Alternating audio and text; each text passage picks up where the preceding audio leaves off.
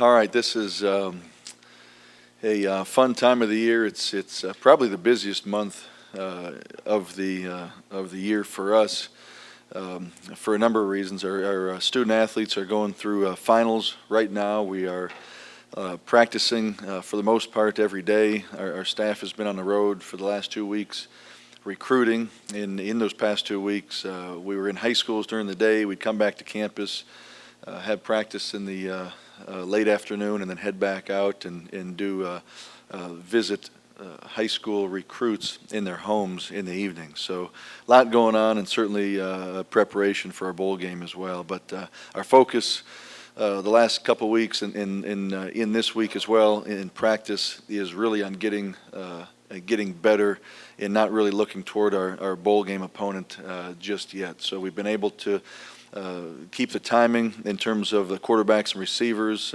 working again everything within our program. But when you get to bowl season, a lot of times with the break in routine from a game on a week-to-week basis, you see some programs at times that lose their timing with the quarterbacks and receivers. You see special teams mishaps at times. So we're really focusing on those things. Again, going ones against ones, not really doing as much with the scout teams, if you will. And then after about an hour to an hour and 15 minutes, letting what we'd call our veterans go in and keeping, again, what we would call our young guys out for an additional 45 minutes or so, really focus on their technique, fundamentals, the game of football, and trying to get them better this time of the season, this time of the year. And then again, I feel like this is kind of an extra spring practice opportunity for us here in December. So we're going to practice the rest of this week.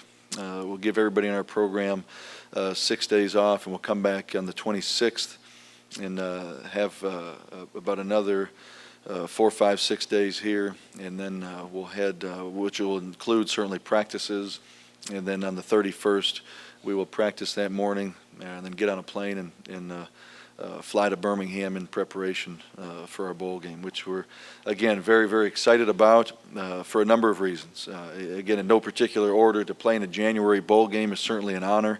To play a program such as Vanderbilt's, Coach Franklin, their staff, great respect for them, the job they've done and are doing, and certainly a member of the Southeastern Conference. It'll be fun for us to go against Vanderbilt. It's the only game that day, 12 o'clock noon kickoff on ESPN, and I think it's certainly within reach for our fan base if they want to come see us play in person. To get in their vehicles or to go to the airport and take a short flight to Birmingham. So it's exciting, but again, currently we're more focused on improving ourselves and really focusing on Houston, and then we'll turn more of our attention within our program to Vanderbilt after the short break. Any questions? Tony, along the lines of the preparation, the extra practice time, good opportunity to look at some of the younger guys with those extra practices. Mm-hmm. I mean, has that kind of been the early emphasis, just to get some of those guys that you're going to have to count on next year, some reps? Absolutely, and again, twofold. One, with the veterans, continuing with the timing and not letting them just think they're going to have weeks and weeks off till we play our next game. But yes, with the young guys, and Joseph, certainly we've seen whether it's on scout team over the course of the season. I think I've mentioned this before. Every Thursday during the course of the year, we have about a 50-minute practice. And then at the end of the practice, we have every Thursday evening what we call a Cougar Bowl. And it's the young guys doing a live scrimmage for about 15 or 20 minutes. So we've seen a lot of those guys in action. What we haven't been able to do, and this certainly goes to your question, is if they're on scout team during the week and then on Thursday they scrimmage at the end, we haven't really had they haven't gotten the true coaching, the one-on-one, the techniques, the fundamentals that they received in August during training camp. So that's what we're getting back to.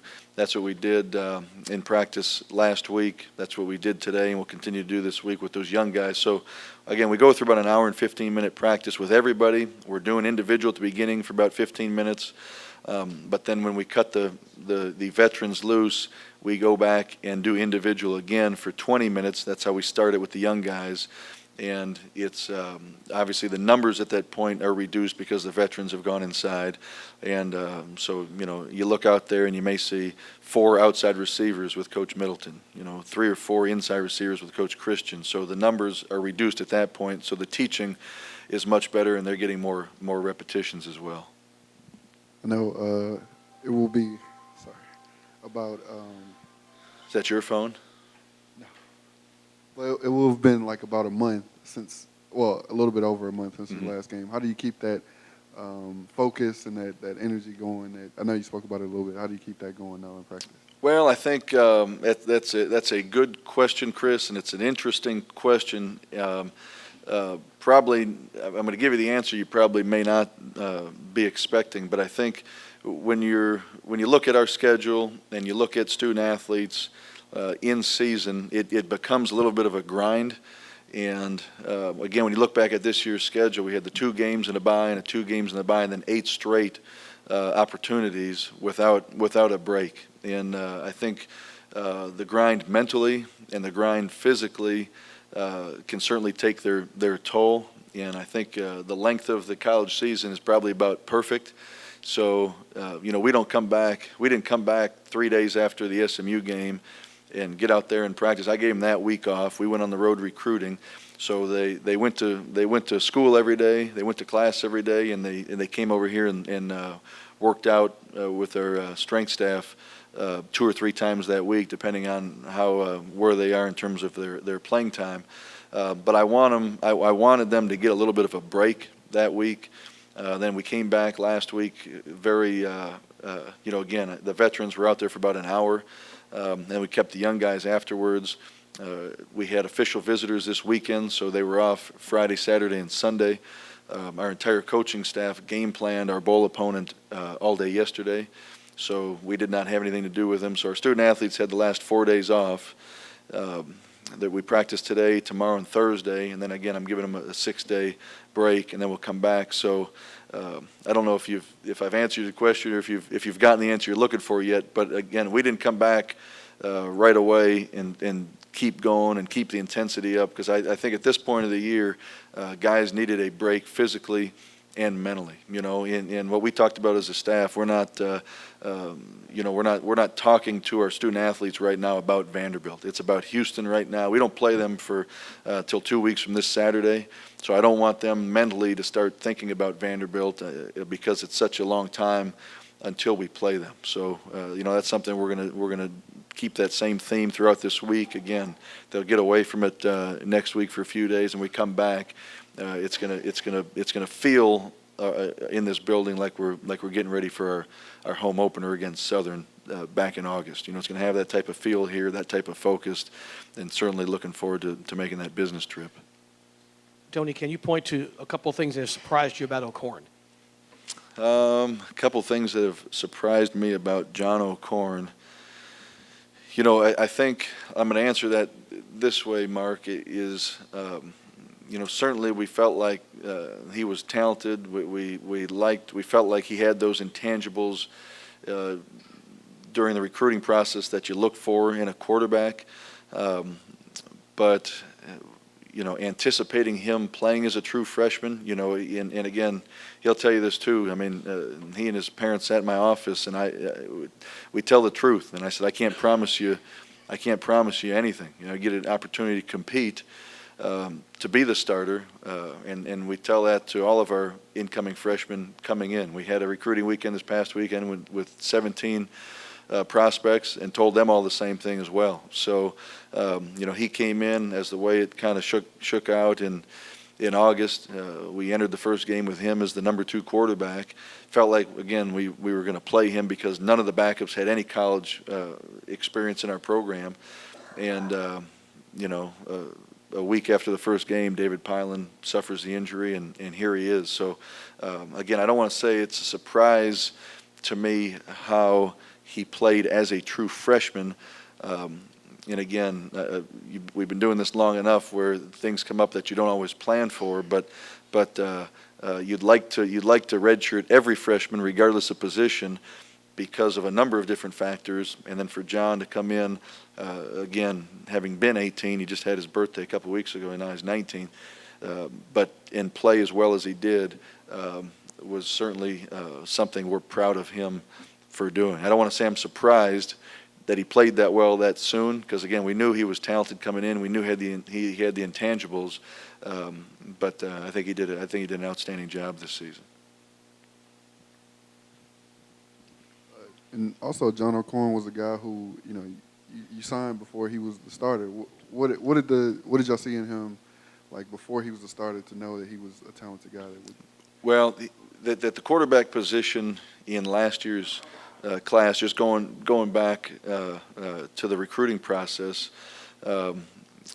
we evaluated that, and I think going through that evaluation process was as thorough and exhaustive as I've been in and as I've seen in my college coaching career. As certainly I'm referencing my career as an assistant as well, you know, and I think that for a number of reasons, I think it was extremely important, certainly. But I think also when we found John O'Corn and he was not the starter, there's a lot that has to go into making the decision of we're going to offer this young man a full athletic academic scholarship, and he hasn't been named as high school starting quarterback yet. So, but in seeing him, in talking to countless individuals that either coached him, have seen him play, knew about him, had him in camp, we felt very, very confident as to what type of young man he was off the field, on the field, in the classroom, what kind of character he had, the work ethic.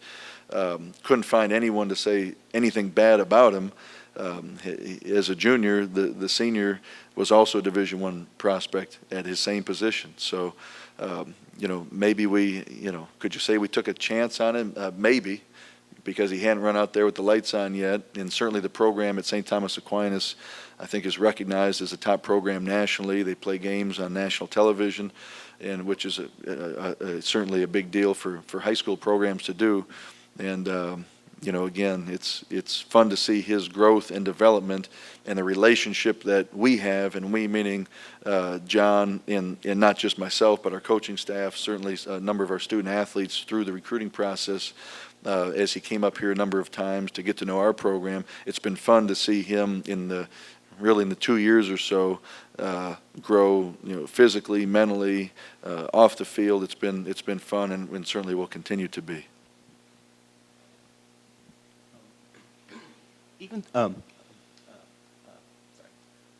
Even though you're not focusing on Vandy at the moment, have any changes been made knowing the Vanderbilt starting quarterback's not going to be playing?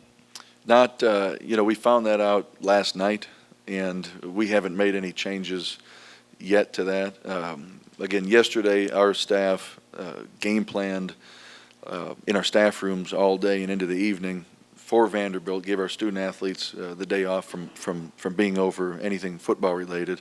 And again, our focus right now, we've slipped some things in practice, just saying, hey, we're going to try this new concept or this coverage or this whatever, but it's not been, we haven't told our young men, here's what we're doing. You know, again, we had a change at offensive coordinator, so there's some things just with this time we're able to introduce regardless if we're playing or not. So the last week and this week feels more like spring practice, where we're just getting ourselves improved by position, individually. Certainly when you do that, you'll improve as a program. And again, we've studied a lot of their video. The backup quarterback, who now obviously is the starter, has a lot of experience, played in a number of games for him this year, played the entire Florida game. They beat Florida. Came in the Georgia game when the starter was injured, brought them back. They were losing at the time, beat Georgia. So he's got a lot of experience. He's certainly younger. I think he's a redshirt freshman, but he's very, very, very talented. And again, we'll continue to study film, but really implement what our game plan is going to be after our guys come back from the break next week. Has it been an easy adjustment? You talked about bringing in a new coach. Well, not a new coach. You promoted from within. So has it been an easy adjustment knowing that Travis Bush has kind of been in this position before a year ago? And it's been a lot easier, you know, and again, since Coach Bush has been here now 2 years, been in two almost identical systems. When you look at last season's and this season's, again, when Coach Meacham came in, a little bit of the terminology changed, some concepts changed, but Coach Bush knows our personnel, knows our student athletes on the offensive side of the football extremely well. I think he's got a great understanding of what we've done here, what he did really a year ago, if you will, calling someone else's offense all year and finishing in the top 15 in the country in total offense, and then taking a step back and watching it reinstalled and called this season. Great confidence in Coach Bush, and again, you know, I like what we've seen so far out at practice. But I think, yes, as smooth of a transition as you could have, I think we're having that right now.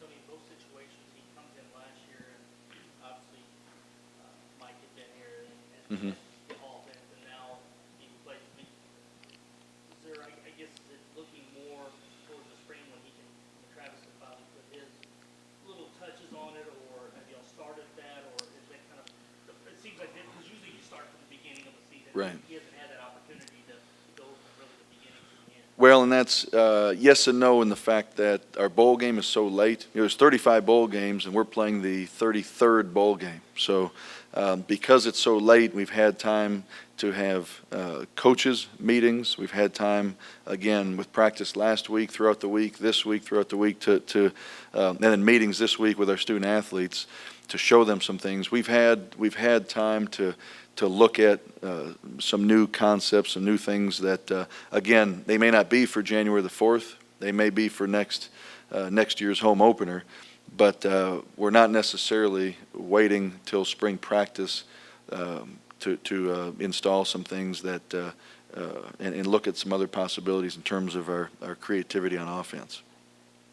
When you went outside last year, was it a matter of just the timing in terms of maybe Travis not feel like maybe the time in terms of not being ready, or now that you've had a second year made it more logical for you to give it this shot this time? Right. When you look at it last year, and you ask, you know, just to kind of paraphrase or summarize part of what you just said, you know, was Coach Bush ready? He's certainly ready. And again, he's been not this season. Again, he was not the offensive coordinator, but prior to this season, he'd been an offensive coordinator for 6 years. And however, when you look at his background, you know, whether people label this type of system an air raid system or a spread system, I consider Coach Bush to be a brilliant X's and O's coach, a great communicator, great teacher. His dad's a very, very successful, well-respected Texas high school coach. He's grown up in it, but he wasn't in this, again, air raid spread family. That wasn't quite his background, if you will. So he called it last year. Again, I think did a fantastic job. But to be able to step back and see it installed and called and implemented one more time, and even to step back after being a coordinator for 6 years and seeing someone else do it, I think is going to make him outstanding in the long run. You know, I got great faith and confidence in the job that he'll certainly do here. He'll be on the field. I know you were talking about a young player in John O'Corn. Can you talk about another young player who took a step this year, and Trayvon Stewart, and how good he's been for the defense? Trayvon, you know, again, I think had a tremendous season, and he's a guy. It seems like yesterday he just got to campus, and I was saying publicly after those August two-a-day practices a year ago, well, Trayvon Stewart had another interception, or Trayvon Stewart caused another fumble, and you've seen the game slow down for him this year in terms of making those plays. You know, and he made them as a true freshman. Again, a true freshman All-American a year ago, but leading the nation in turnovers, you know, forcing fumbles. Again, still really one of the top tacklers we have in our program, playing on a bunch of special teams and having fun doing it. So he's become a leader for us, even though this is the end of his third semester at the University of Houston, and really proud of him. And again, the work he's put in the off season is paying off, and I think he's fun to have out there, and it'll be fun to continue to watch the next 2 years. Tony, it's pretty well documented what your defense has done this year. I think you're not necessarily an individual award guy, but were you a little surprised that your defense didn't get a little bit more first team recognition? Derek Matthews, Ryan, Trayvon, those guys. I was surprised. I was surprised. I think it's always interesting when the all-conference teams come out. And again, now, Joseph, I don't want to wake up tomorrow and it's a headline in the Chronicle that Coach Levine's mad at the other coaches at conference. Page 4, yeah. Your stuff gets that close to the page 1. Yeah, okay. But I was surprised. But it's interesting. It's voted on by the coaches. They watch all the film, and I think what's been fun this year, we've gotten a lot of exposure playing on some sort of ESPN basically every week. ESPN2, ESPNU, ESPN, ESPN News. And what's been fun with that is toward the end of each week, whoever is doing the game, the play-by-play or the color, the producer, I've always had a chance to meet with them for 30 to 45 minutes and talk about some things with our program, some things with our upcoming opponent. And I'm telling you, just about every week, they would comment to me, "Hey, I met with the other coach, and man, they're talking about number 92, Joey Embu. I met with the other coach, and they're talking about your couple of your linebackers, Ephraim Oliphant and Derek Matthews. So there's coaches talking about it apparently, unless they're not telling me the truth. And then the teams come out, and I certainly thought we played very well defensively, but a couple guys were recognized and a couple weren't. And again, not to say that other coaches in their programs aren't saying the same thing. I know I saw how many student athletes were nominated by each program. So there were some programs that nominated almost 20 student athletes and didn't get as many. So I'm sure a lot of head coaches are within their program are biased, saying I would have thought a couple other guys would have been recognized. But certainly happy for Trayvon and Zach McMillan defensively. Who else did we get defensively? Anybody? Those two made second team. Okay. And I asked because I know many of your guys, and I follow you on Twitter, so I saw something you wrote about Trayvon, about you were walking and you knocked your notebook out of your hand and jumped on it. Right. Just stuff like that. I mean, that's what you think of your players, and you think it's a little bit of stuff to do with late season results, or their body of work would suggest that they have a long season. Right, absolutely. And a couple things, and every conference is different. I don't know that the American Athletic Conference has any honorable mention lists, so I think it's first team or second team. It's a talented league, and when you're looking at just a small handful of guys by position for first team and guys by position for second team, again, I would certainly think there's other head coaches that within their own program would think, well, this guy or that guy in their program should have gotten something as I do. But I agree with you. I certainly stand up for our student athletes, and I think they had a great season. I do not follow you on Twitter. That's why I brought that up. Okay. Anything else? You get everybody that can be back eligible to roll, or Say it again. health-wise. Health-wise, yeah. Cameron Malveaux should be back. Deontay will be back. I'm trying to think if there's anyone. I think that's it. I think our health is good. Do you have any connection with Coach Franklin? No, I do not. I do not. I met him for the first time last week in Birmingham.